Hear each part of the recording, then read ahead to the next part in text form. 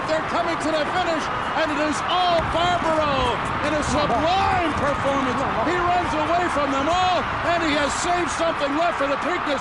Barbaro wins by 7. Kentucky Derby points on the line in the Holy Bull Stakes. That was Barbaro winning the 2006 Kentucky Derby. He made his dirt debut in the Holy Bull, and that's what the Derby Trail is all about, answering questions, stretching out, maybe some surfaces, etc. And the Holy Bull will probably answer some questions for us, good or bad. Scott Shapiro joins me to go through it. And Scott, unlike the Forward Gal, which we touched on in another video, some speed signed on here.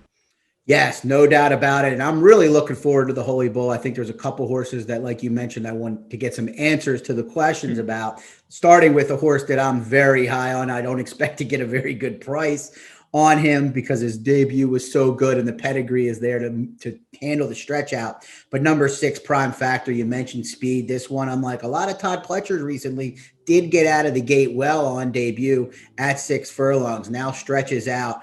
I don't know. I watched that workout, the most recent one, his debut effort. This horse has a big chance to be in the Derby mix come the first Saturday of May.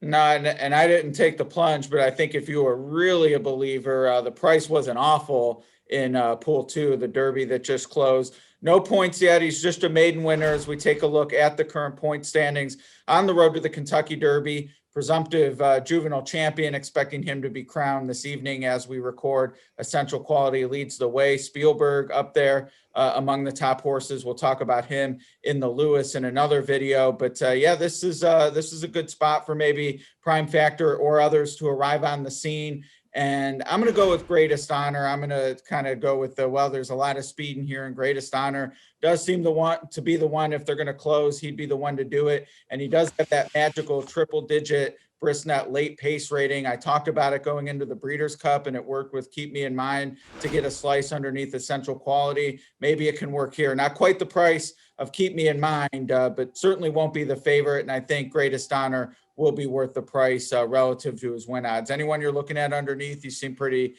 you have conviction on top. I can tell that. Yeah, definitely have conviction. Like I said, I don't expect to get a great price, but it will be a single in the horizontals for me, the late pick 4, late pick 5. Greatest Honor, a lot of respect for this one. The likeliest, as you mentioned, if the pace does collapse, for him to run on late.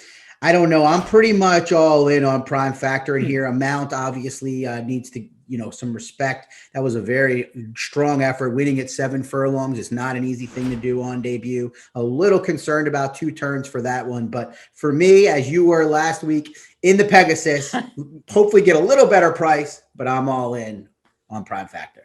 All right, the chips are in, and make sure you get your pick in. The Twin Spires Leaderboard Challenge is continuing. $25 win bet. Make sure you're opted in. Get those points, as these horses will be getting points as well. Best of luck.